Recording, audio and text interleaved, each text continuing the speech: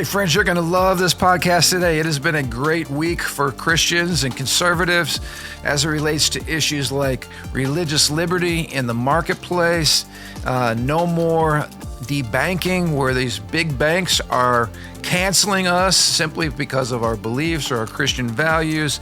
Those two things are huge. We're also talking about cleaning up and getting an accurate census. You know, we hear a lot of talk today about saving the democracy, but you know what? When you count folks in our country who are here illegally as part of the census, you absolutely skew the electoral map. And that is a threat to democracy. So we're seeing some movement there. And lastly, we're going to talk about Doug Wilson's recent interview with CNN.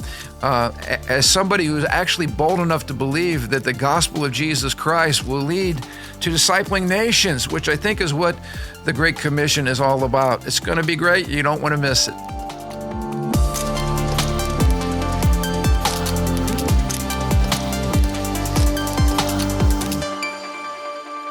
Hey, welcome to the Ron Johnson Discipleship Podcast. So glad you guys could be with us today. We're excited to spend some time with you talking about some important things. But before we get too far into this podcast, you want to know what I did last night? What did you do?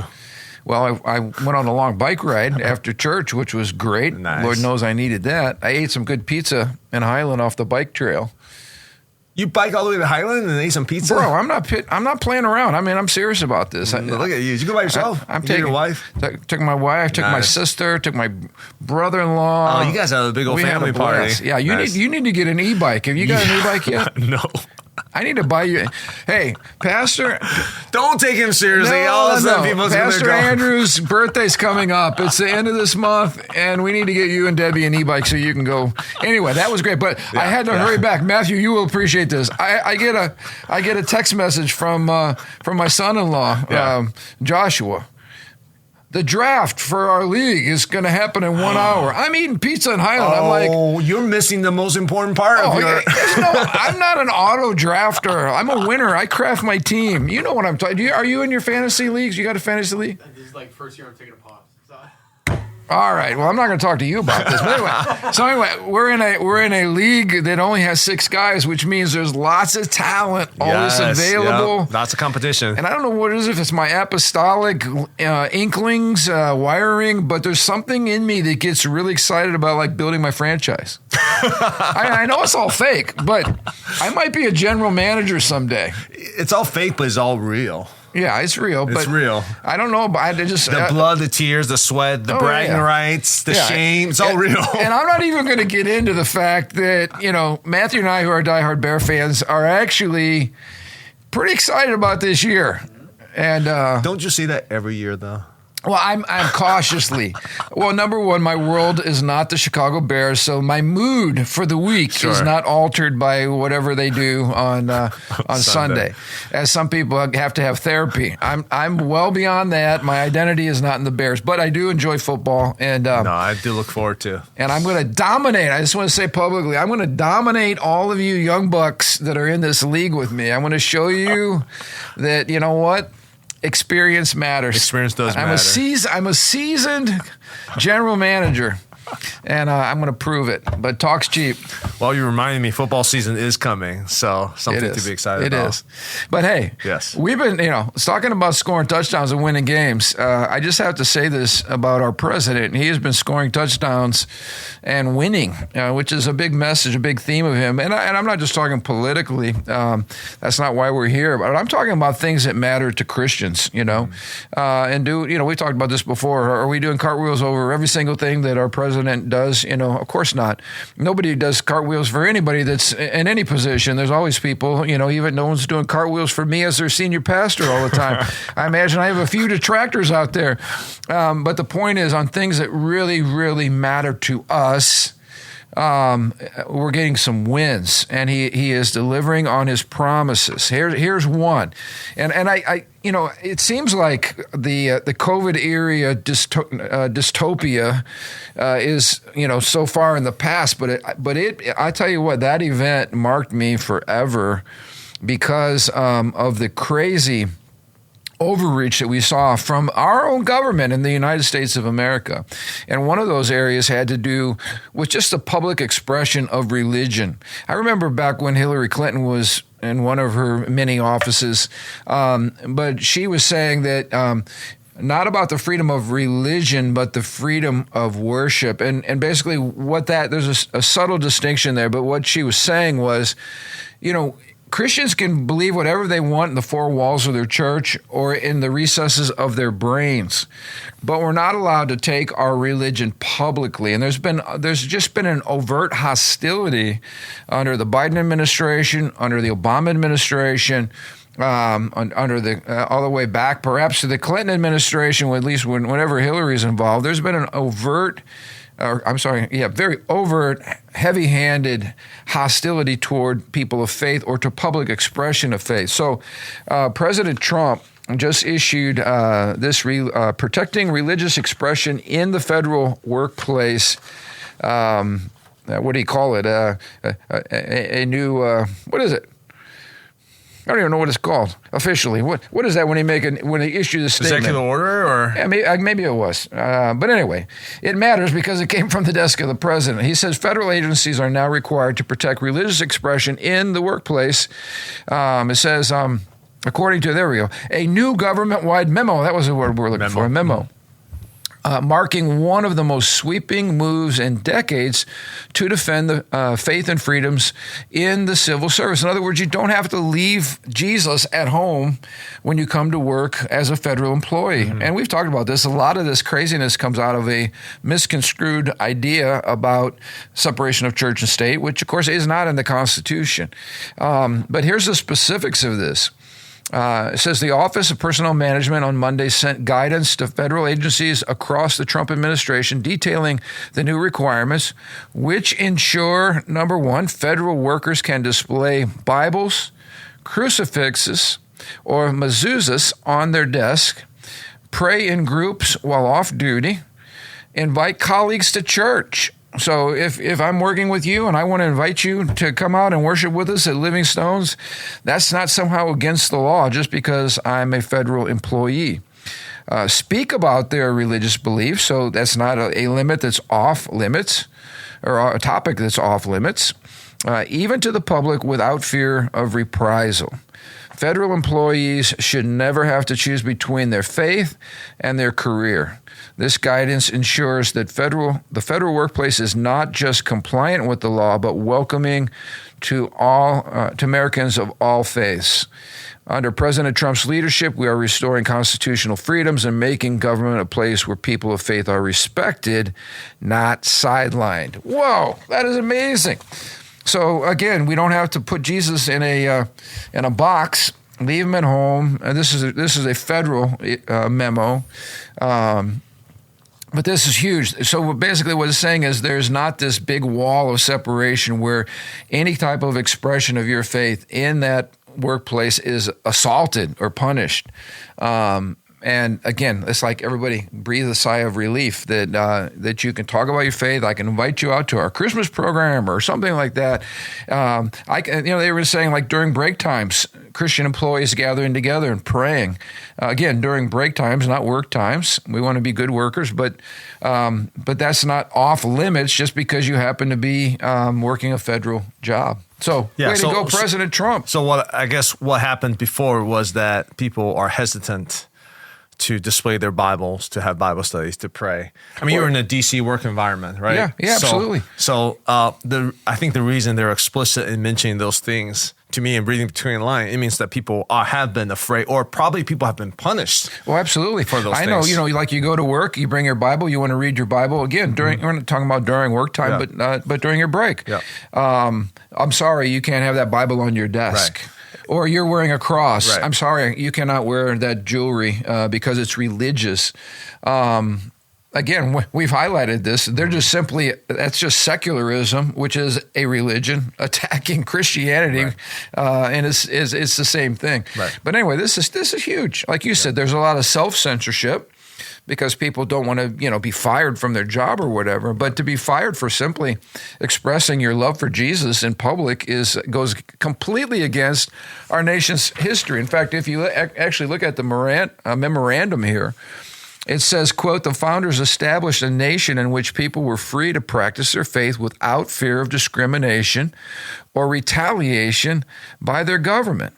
President Trump is committed to reaffirming, quote, America's unique and beautiful tradition of religious liberty, including by directing the executive branch to vigorously enforce the historic and robust protections for religious liberty enshrined in federal law. And they mentioned the First Amendment and others, again, that secure that liberty for us. So this was really great. I got the whole memorandum here. We don't have time to go into it all, but what a great day for people of faith and for Christians in particular, although it applies to people of all faith, but certainly Christians who have been the center of that attack and intimidation. Mm-hmm. Secondly, and you remember this, during COVID, if you came out with any message or concern about what was being the official government stance, you had the heavy hand of the law upon you, and it was vicious. People were being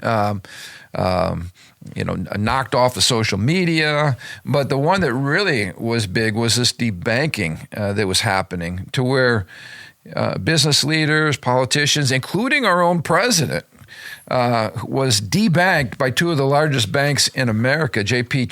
Morgan Chase and the Bank of America. They literally took away his banking privileges, and this is the president of the United States of America. If they will do it to the president and to other high-profile leaders, what about folks like us? And so when you actually went to these banks and you ask them, well, why in the world did you do that? They did not want their reputations to be tarnished by doing business with somebody who was going, cross current, so to speak. So again, that's a pretty vague, threshold to determine whether or not I would do business. You will damage our reputation, so we're just not going to allow you to bank with us. You talk about a massive, loophole for discrimination. That's exactly what was happening. So people were not able to do business. People were not able to use their credit cards. People were not able to put money in the bank. I mean, it pretty much shuts you down economically. And this was happening left and right. Yeah, I'm not going to get in bunny trail on how much I dislike these large banks. Yeah. Because I could go all day on that. Now, meanwhile, I do have a Chase account, so I'm a little hypocritical by saying because it's the utilitarian, but I hate that I have to. And how the bank has been, I don't want to go into how it relates to this, the Federal Reserve and just all the stuff that goes behind the scenes. But I appreciate this about Trump because he experienced a lot of what normal people experience. Being debanked, being silenced, being ostracized, being pushed out. So now he's doing a lot of things that you and I would do if we were president. Oh, yeah. Because we experienced the pain of some of that. He's experienced the pain of some of that. And I think that's why he's taking some of these moves. Well, and again, this is huge because they're basically saying, we're not going to allow these. We're seeing this all over the place. The weaponization of all these different branches of government.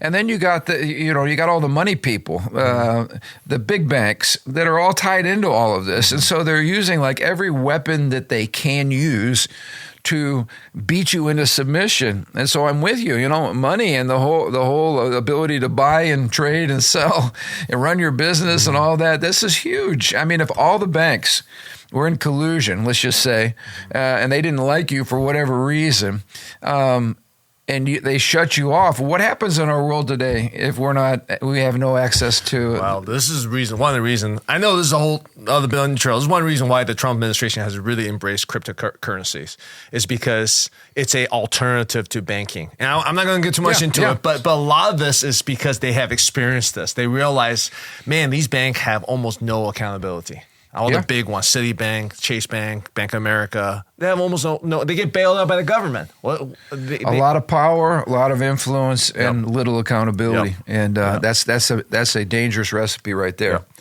Another big win for common sense. I think if there's anything I think this administration has demonstrated is let's return to common sense, right? So here's more common sense. This is another statement. On Thursday, Trump announced that he had instructed our Department of Commerce to begin work on a new and highly accurate census based on modern-day facts and figures, and importantly, using the results and information gained from the presidential election of 2024. He says, quote, people who are in our country illegally should not be counted in the census. Whoa, epiphany. I mean, like we've talked about this a little bit. Common sense to us. You're here illegally. You're not a citizen of the United States. Due process does not apply to you. Our Constitution does not apply to you. And certainly you should not be able to shape our future or vote in our elections when you are here illegally.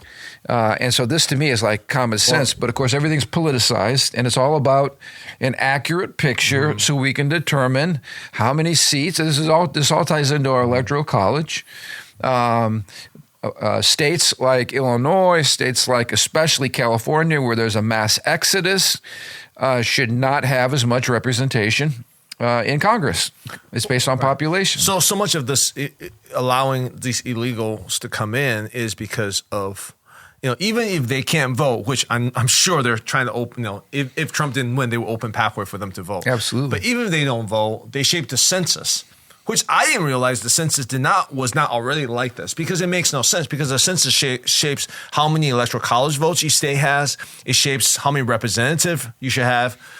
Like, you cannot vote if you're illegal. If you're not even if you're illegal, you're a legal immigrant, but you're not a citizen, you cannot vote. Right. So why are those two connected? It makes no sense. You're representing people who can't even vote. So so it means that people are overrepresenting their votes because they have more illegals. They have more power. It's not fair for the people in other states. It's hilarious when you hear Democrats saying this is all about protecting our democracy. It's like this right here fundamentally is an attack on our democracy, because it skews the entire system by allowing people who should not be counted in a census and should certainly not be allowed to vote in our elections to skew the whole electoral map.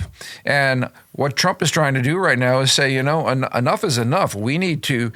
I think it was Mark Levin talking about the whole redistricting and drawing of the maps. He said, the Democrats have already squeezed all the juice out of the lemon of the drawing of the maps. And you look at some of the crazy. I looked at the representative congressional map for St. Louis. It starts down in St. Louis in the southern part of the state and wiggles its way all the way up to the middle of the state. I mean, you talk about a rigged map. Well, there were several states, blue state, that has 0 Republican representative, even though there are plenty of people there who are Republicans. Absolutely. So they're not represented at all. There was an interview between Pritzker and one of the CNN or MSN. I don't know. They showed the map. When the lady literally, I give her props for actually asking the hard question. Yeah. Like, you are gerrymandering. Your state has been given an F on gerrymandering by whatever, for instance, whatever. Worst state and you show these weird lines. You show these weird districts. That's like, just right, because I forget what percentage of the vote actually voted for Trump, and yet they're not represented. There's no balance in the representation. The gerrymander is crazy, and then Pritzker's response is like, "Well, but we're protecting our democracy." You got to at least come up with some type of convoluted defense. He had none of that. His own defense is, "But we're protecting against Donald Trump and democracy." Right. We did it legally because we did it at such and such time or whatever, and we had public debate and all this kind of stuff. But it still shows you a map that has been gerrymandered, which is not proper. It's not the way our system was set up. So, and we could argue there's that on both sides. But the point is that it does need to be corrected. And Trump's talking about getting 5 more seats. It's not because he's cheating to get 5 more seats. It's because he's actually trying to draw legitimate maps based on legitimate populations. Yeah, I didn't realize what state was in 2024. They redrew their district maps to lose a couple of Republican seats. It might have been Illinois. But we never heard of that in the news. That doesn't go in the news. No one ever talks about it. Well, because the leftist media is never going to talk about that. I think the only states that they can really gerrymander, the blue states, is New York and California that are left. All the other blue states have gerrymander like to the nth degree. Absolutely. And whereas the red states have a lot of room to give. So the red states are trying to compensate. Again, do I like any of this? No, because it's all about power, right? But when the red states doing it, all of a sudden they're screaming. So that's fundamentally unfair. Yeah, I think Indiana was one of the states that could have like one more seats that we can turn from blue to red.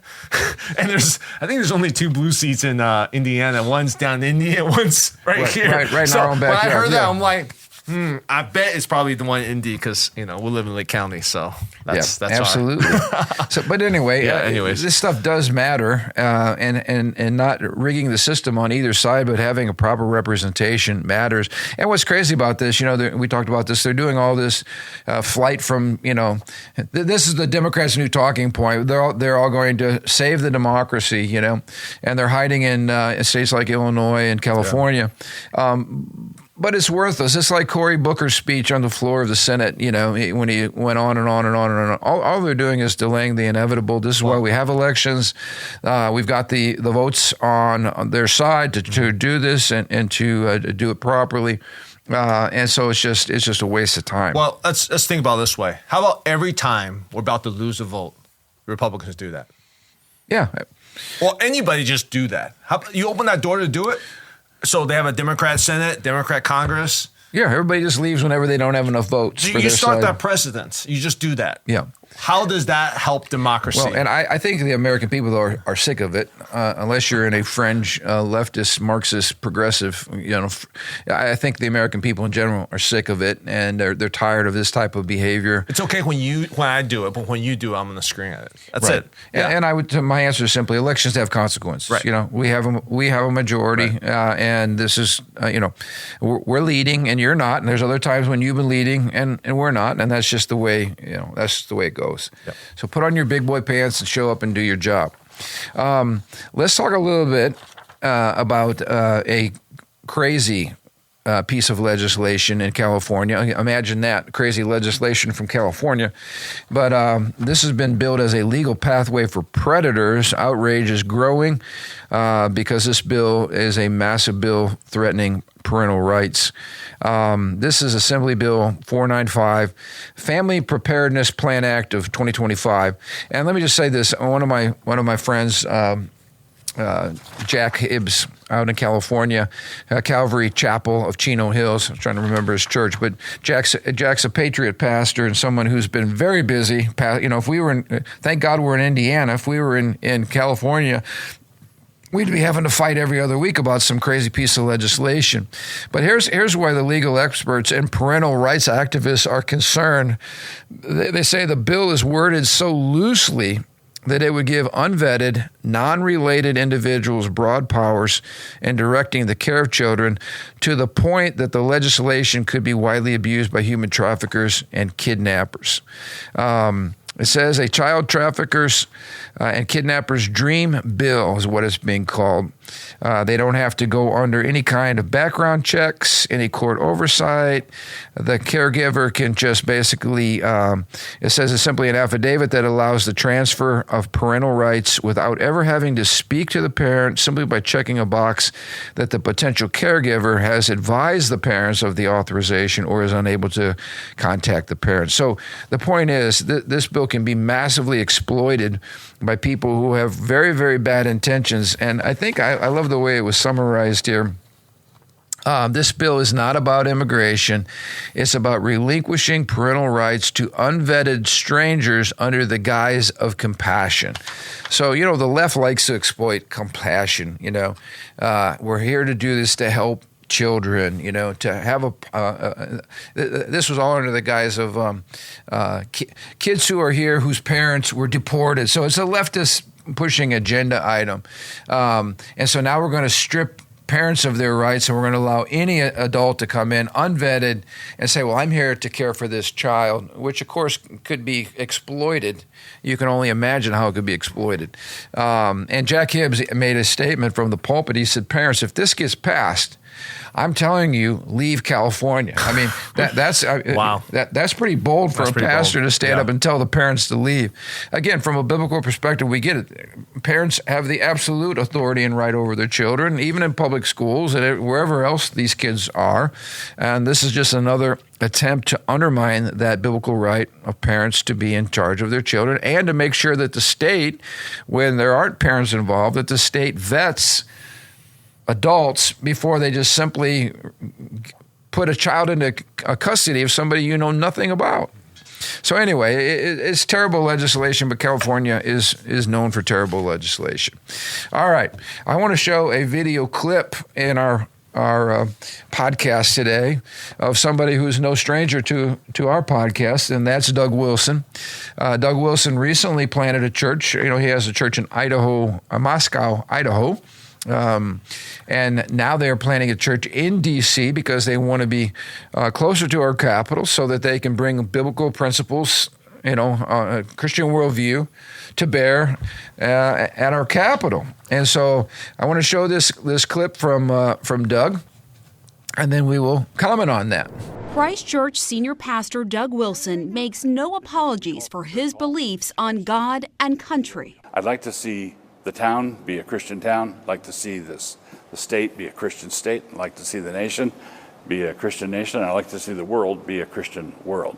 And now Wilson's controversial views as a Christian nationalist are gaining sway in the nation's center of power with the recent opening of his new church and high-profile parishioners like Defense Secretary Pete Hegseth. Is planting a church in D.C. part of your mission to try to turn this into a Christian nation? Yes. So every society is theocratic. The only question is who's theo. In a secular democracy, it would be demos, the people. In a Christian republic, it'd be Christ. What we saw in that clip was pretty radical, because Doug Wilson actually acts like he believes in the Great Commission.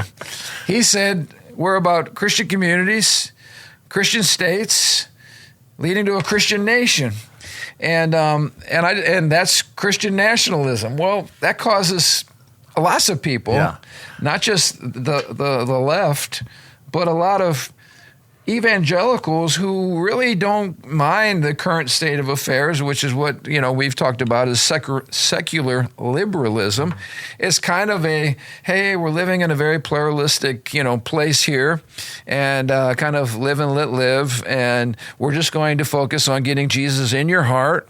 But we're not going to really be concerned with the larger ramifications of the Great Commission, like making disciples of nations, and we're certainly not going to come out publicly, right, and say that our stated goal is that Indiana would be a Christian state, or that Crown Point would be a Christian city, or that the United States would be a Christian nation. Even if we believe it, we're not going to go public with that. But Doug Wilson is being really, really bold here. Yeah, he's actually clarifying why he does what he does and what his vision is. He's acting out of leadership. He's setting the pathway to say, hey, here's the vision, and this is where we're going. And this, we've talked about this, but this gets into two diametrically opposed eschatologies. All right? We've got a large group of Christians today who believe things are going to get worse and worse and worse and worse and worse, and the Antichrist is going to emerge, and we're all going to go through, I take that back. We're going to be raptured before the tribulation, and so we won't have to go through all this terrible stuff, but the ship is sinking. It's going to go from bad to worse. There's nothing we can do about it. So we just want to stay in the four walls of our church, try to get as many people on the salvation boat as possible. The other eschatology is, no, we actually are called to disciple nations. The Holy Spirit has been sent to planet Earth for that very reason, to see people come to know Christ.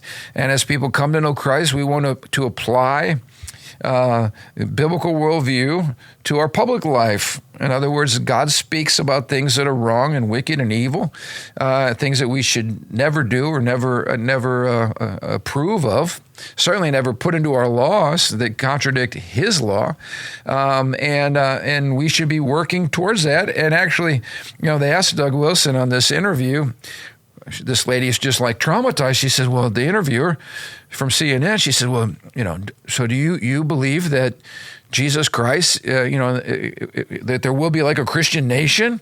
How long do you think that's going to happen? And Doug's answer was maybe about 250 years. I mean, he doesn't know. But his point was this. In his mind, he's not looking to escape planet Earth anytime soon.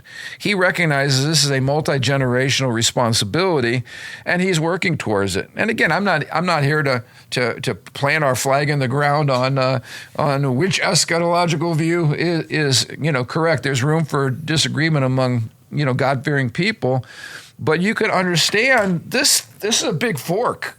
One is basically just admit we're all going down. The ship's sinking, and the other is, no, we're going to see our nation and the nations of the world transform. In fact, I also want to highlight a meme that I thought was pretty funny. We'll go ahead and show that as well. It's first one here. You really think, the interviewer's asking, you really think we can have a Christian nation?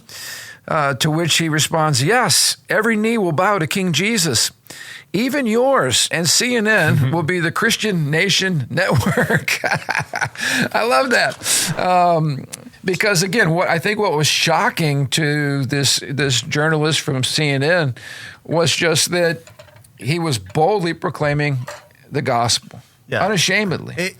If they use logic a little bit, they realize that Doug Wilson, whether you agree with him or not, is consistent with logic and consistent with his views.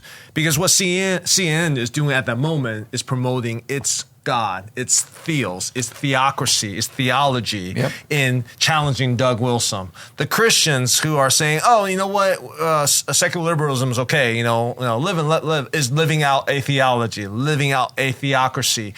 So the Christian who's like, well, live and let live, but at the same time, the Great Commission is important, is actually living in the paradox, because those two things are incompatible. Right. Whereas Doug Wilson is actually saying, no, we actually have a commission, and this commission is that every time we'll confess and every knee will bow. So I'm going to live consistently with this conviction. Now, how he does it, not necessarily agree. Yeah. But he's actually saying that is the vision, that is the goal. If you believe evangelism is important, if you believe discipleship is important, I don't know how you don't come to the same logical conclusion. Now, you might say it differently, but Doug Wilson is simply saying, hey, here's the logical conclusion. I like what he said about theos. Mm-hmm. Are you for a theocracy? Which again is one of those gotcha questions. Yeah.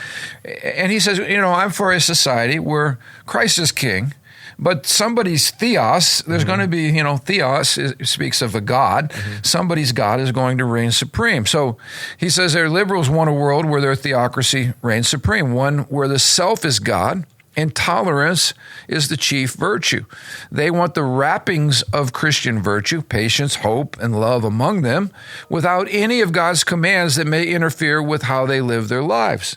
So, to your point, a secular liberal society has its God is self. They keep stealing from our worldview. They like things like love. They like things like tolerance. They like all of these things, but they have to go to our worldview to borrow that, to inject it into their culture. And so he just basically calls them out on that.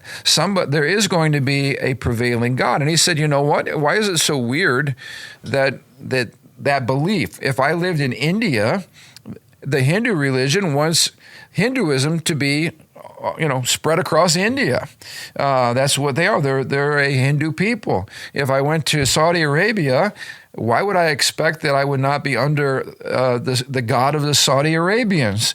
In other words, the fact that he is a Christian and lives in a nation that's been shaped by Christian virtues and values should not be shocking that he actually overtly says, yes, that's what I want. And then, so we talked about this too. Here's the difference. He's not talking about shoving this down people's throats. The gospel spreads through the power of the Holy Spirit and the proclamation of the good news through persuasion. Nobody's forced under a sword or the barrel of a gun to convert to Christianity. This is a gospel of love and of sharing the truth openly and allowing people to make a choice to follow So we're not Christ. saying we're going to debank them if they're no longer a Christian. Exactly. Just want to make sure. That's not our style. No, that's a good point. We don't do that. Our worldview does not do that. In fact, we've argued here before that a thoroughly Christian worldview would lead to flourishing for the most people. But anyway, I thought they brought out so many good points. He said the great thing about Christianity is that it's rooted in the belief of the inherent worth of the individual, free speech, forbearance, love, being quick to listen, a wide diversity of ecclesiastical and magisterial hierarchy. He said Christians built those beautiful little towns in Europe that thrived for centuries because Christianity has made homes with moral people who wanted to make their world better by ordering it and caring for it according to God's commands. Christians were the ones, through the indwelling of the Holy Spirit, who innovated out of curiosity for God's handiwork and love for their fellow man. Christians explored, invented, and forged the world we know today. The reason we have antibiotics or a culture that so deeply values animals and the environment is because of Christian teaching. All of these things flow out of a Christian worldview. So we shouldn't be ashamed about saying, yeah, we want a Christian nation, because these are the things you get when you have a Christian nation. And I'll just stop with this quote right here. Liberalism does not give anyone a reason to fight, explore, or grow. It creates entitled navel gazers who don't reproduce and seek pleasure rather than undertaking great endeavors. In other words, progressivism is a faith that progresses to nowhere. I love that. So again, I appreciate Doug unashamedly talking about what Christians believe, but doing it in public and not being embarrassed about it. And this is another point I thought was really, really good. And we're going to show this on our podcast as well. This was not satire. This is actually the UK government posting a job opening for Sharia law administrator. And the point is simply this. He says a hedonistic nihilism is bound to be conquered by those who do actually believe in conquering the world for their gods. And this is a perfect example. Islam is not ashamed about saying, we're going to take over the planet with the sword, because theirs is a violent takeover, and Sharia law will be the law of the world.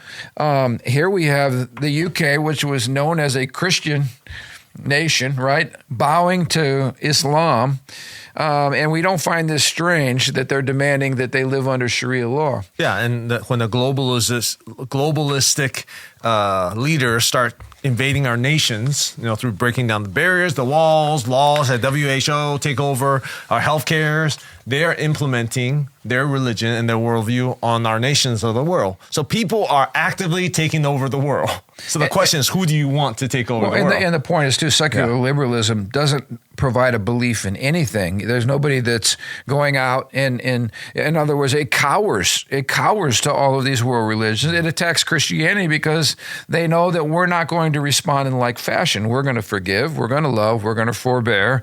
We won't go out and just cut your head off like other religions would do. And so, we get picked on a lot for those kinds of things. But the point is simply this. Secularism has no backbone. There's nothing worth dying for. There's nothing worth living for. There's no cause worth fighting for. And nobody really has anything to believe that requires them to sacrifice. There's no transcendent sense of sacrifice or cause. And so what you have is a bunch of self-centered narcissists who just expect government to give them all that they need so they can just hang out and live life on their own for no greater purpose than their own pleasure. Yeah. And so at the end of the day, this is a train going off the cliff. I'll close with this. He said, this is not, talking about Wilson's stance, this is not an inward pietistic faith. This is a faith that boldly declares, hotly contests, and unapologetically conquers. And unlike anything the devil could scheme up, it conquers through grace and love. Well said. Well said. And so, we spent some time talking about one of Doug Wilson's books on this podcast, kind of what a Christian nation would look like. And I like the fact that he's at least talking about it, because much of the church, as I said, might believe what he's saying biblically, but certainly isn't willing to go there publicly. And then they got a whole rest of the church that almost feels like his stance is like non-Christian because he actually believes that the gospel should have full sway on the culture. Like, I appreciate this. They asked him about homosexuality. And he said, well, I go back to as late as the 1970s where sodomy was a crime. If you behaved in that way, you were punished by the law because it was unacceptable in our culture. And again, this is not rocket science. Leviticus chapter 18, verse 22. How clear is this? You shall not lie with a male as with a woman. In other words, you cannot have sexual relations, man with man. This is an abomination. So all he's doing is quoting the Bible. This is what Christians believe. But the good thing about Doug is he's not afraid to, in front of CNN and the world, knowing that they're going to have the power of editing, right, to make things, maybe not give the full, exposure of what he actually said. They're going to cut certain things out and make him look like a bigot. But he is willing to jump in there and boldly defend, the gospel. Now, again, we might not believe with every jot and tittle of his understanding of certain things, but I'll tell you what, I take my hat off to him because that's courageous leadership, and that's a man who is inspiring a generation to say, you know what, we need to stand up for Christ in the marketplace, and we need to be serious about the Great Commission. I say hats off to Doug Wilson on that one. So I'm inspired because of his leadership to be more bold and outspoken, in what we believe, and to have a vision that actually includes impacting the world in which we live. That's the gospel. All right. Thank you guys so much for tuning in this week. There's never a dull moment on what we have to talk about here. We look forward to being with you next Thursday. Thanks so much for listening.